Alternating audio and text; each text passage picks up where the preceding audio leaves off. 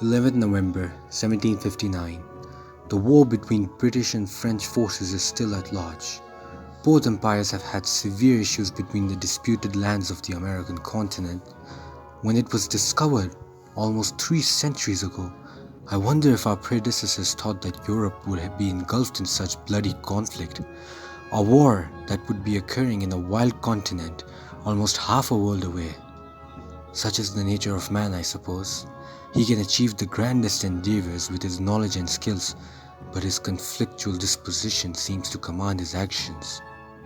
In this play between kingdoms, there are so many lives whose fates are tied to the ink of a few men. The French nobles continually wish to spend the gold in these wars, and the rich are adorned with limitless pleasures. They behave as if their wealth is eternal and the joy is divine. And while the French peasant that makes up most of the population of the country, he is starved and indebted from tax after tax. The rich man, however, enjoys the lavishness bought by the poor man's sweat. The tax is upon them, sometimes by the priest, who is to spend it on the duty of God apparently. But what God would wish unbearable poverty upon his folk like this? Does God not see the rich and the poor as equal? The rich, the middle, and the poor have always existed, perhaps since the dawn of man. But what happens when 100 people eat 3 bites of stale bread a day, so that a rich man can offer banquets of meat to his guests? Surely, hunger is an innate incentive, one that kills away the facade of society, vanishes the logic of humanity, and brings about the most animal nature within us. Indeed, there have been many quarrels in these past few years with the private tax collectors and farmers. The first estate of the clergies and the second estate of the noble men pay much less tax on their income than the common laborer or farmer, who needs to slave away for days for his lord. Long winters would bring about famine in which the rich could sustain themselves with stocks of painted food. But what the farmer that works the day by the day will have to see his family hungry because of the inflations of everything available in the economy. Indeed, our great nation is now in turmoil. The noblemen would think that by displaying their wealth from their painted faces and decorated palaces would convince the poor public into believing that the nation was so wealthy. But alas, an empty stomach speaks so much louder than a pleased eye. Slowly but gradually, we are seeing the respect for the monarch dissolve away from the eye of the public. The nobles have paid little to no heed of the poor man's concern, and alas, indeed there is a storm brewing. And so it begins. The morning brought about a torrent of angry peasants storming the hotels of France. This was not a volcano that erupted, but it was the very storm I predicted about 3 decades ago.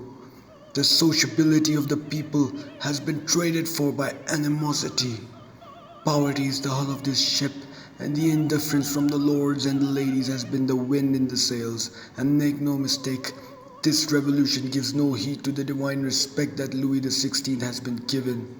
Underneath our pompous fabrics lies the skin, and underneath the skin lies the belly, and when this belly has been deprived, it makes us all animals. The people know that they are the many and the lords are the few. That power that the lords commanded no longer resides with them in their castles or soldier, but in the vast majority of the nation, a nation that has been bullied and ignored and abused for far, far too long. And no amount of royal blood will command a respect to stop them. No steel will be sharp enough to stop them.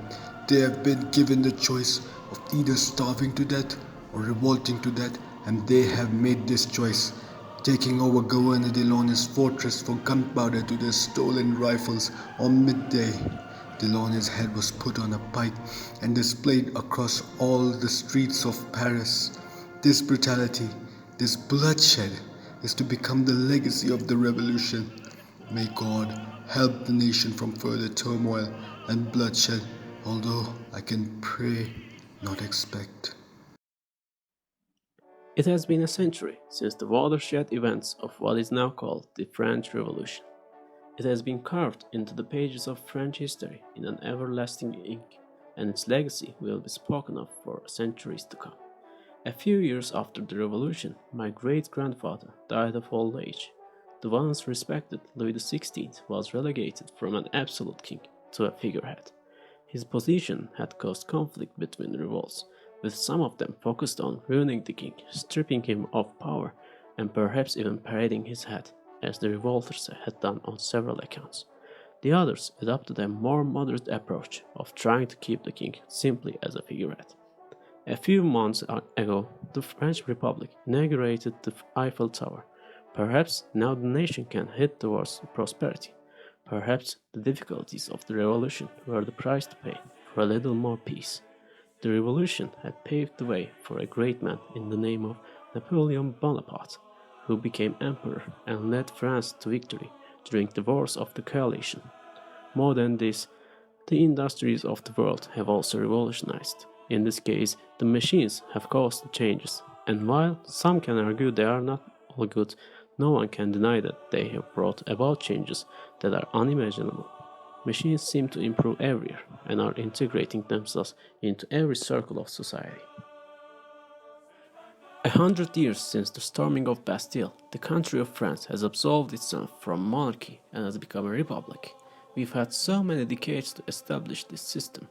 I feel as though an icon such as the Eiffel Tower brings about a symbol of progress, and that the power to the people is what is worth fighting for. We had to get rid of a system of kings and queens that lasted for so many centuries. Now the revolution is not an angry mob of famished folk walking with heads mounted on pikes through the streets of Paris. The revolution is the wheels of the car that work as though it were pulled by 4 horses. Rest now, my nation, for your wounds should heal. It has been a century, but our history shall not conceal. The king's authority has crumbled to a mere figurehead, for he took charge of too many mouths that he never fed. From the storming of Bastille rose a leader so great, preserved so loud to change our nation's fate. And as we now construct the largest structure known to man, my head rises high and I say, France certainly can.